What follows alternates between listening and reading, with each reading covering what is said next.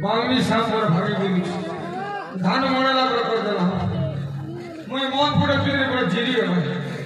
धूम चाहिए ना बरसा ई कोनी आगे लोग मन पाटे हकी छ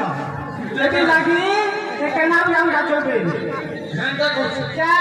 ओटा उतरा ये मामा का बसी वाला नाम पे उतरे लागे छ हां ओटा बस तो सो क्या एक बार से सामने क्या करना हां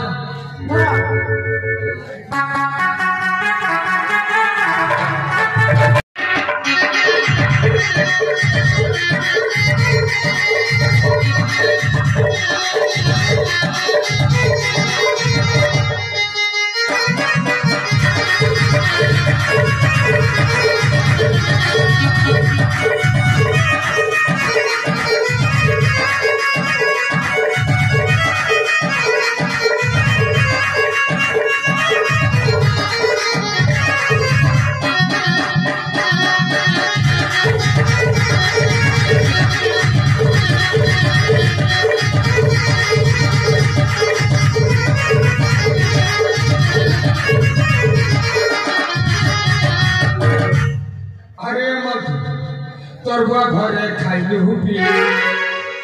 अरे मके छानी भरता कोई घरे खाइले हुबी मके के हो आई गई रे मामू ने देखला गोटे के अरे फिनी देवी तोर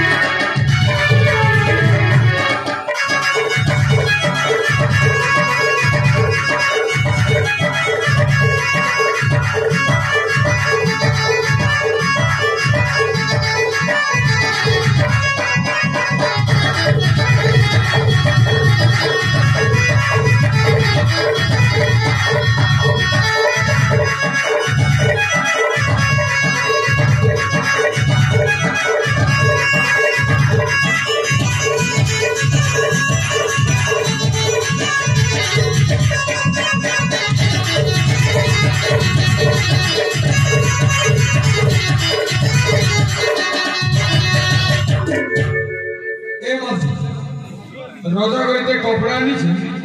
चल काची जी मत चल